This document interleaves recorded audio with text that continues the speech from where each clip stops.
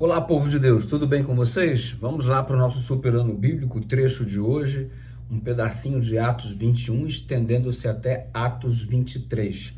A partir do verso 17 de Atos 21, nós entendemos que Paulo já havia chegado em Jerusalém, mesmo recebendo tantos avisos para não ir até aquela cidade. Estando em Jerusalém, ele se reúne com os irmãos, dá o seu testemunho, todos ficam muito felizes.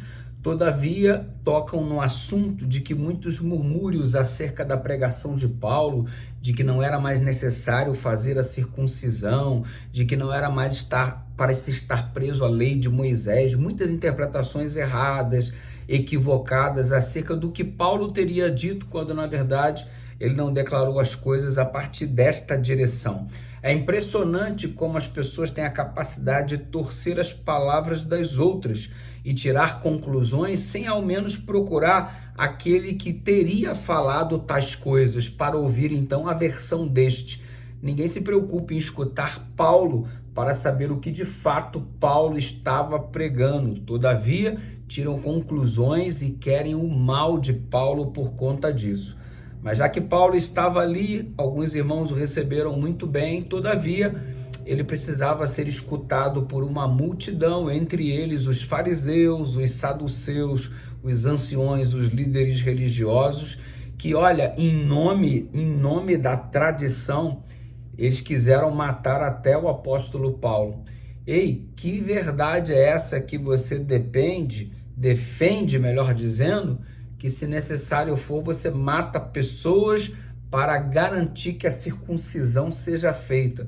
Percebe?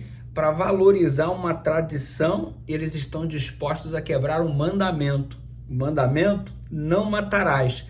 Eles achavam que devia quebrar esse mandamento matando a Paulo para conservar a tradição. Gente que prefere sustentar a tradição quebrando o mandamento do que ficar firme no mandamento e deixando de lado a tradição.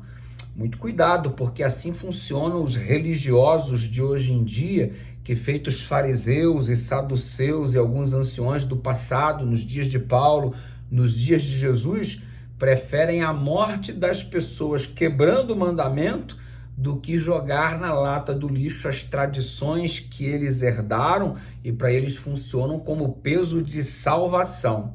Muito cuidado.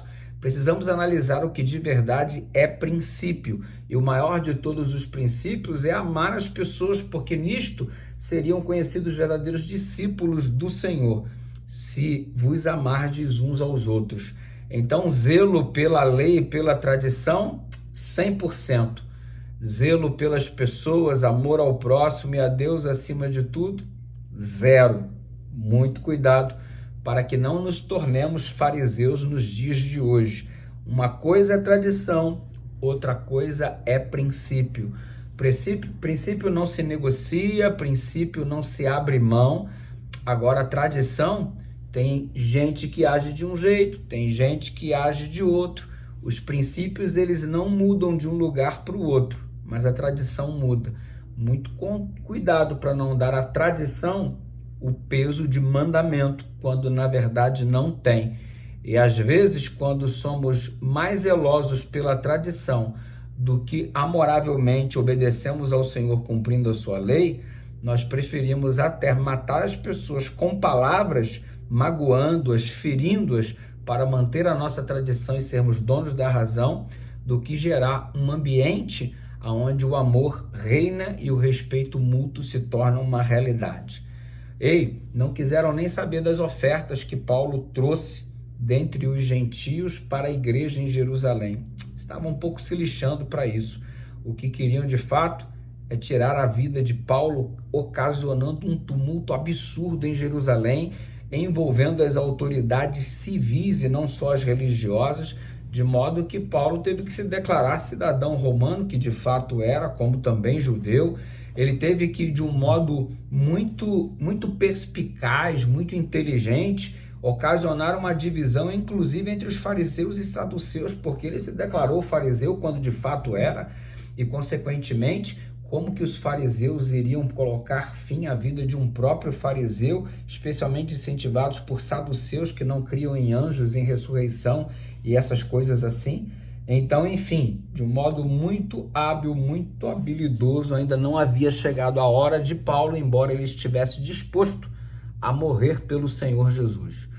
Ei, nós temos que estar preparados para lidar com pessoas da nossa mesma fé, mas que não zelam tanto pelo amor como zelam pela tradição.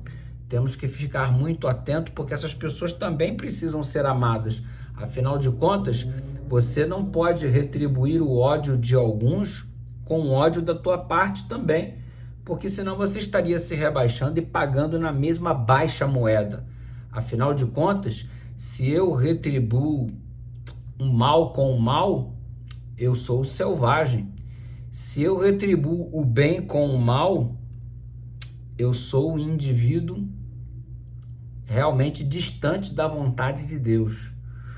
Agora, se eu retribuo o bem com o mal, eu chego a ser demoníaco. Percebe? Agora, se nós pagamos o mal com o bem, então nós somos cristãos. E aí?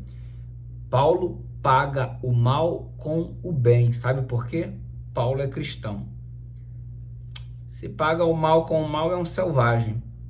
Agora, se paga o bem com o mal, é demoníaco.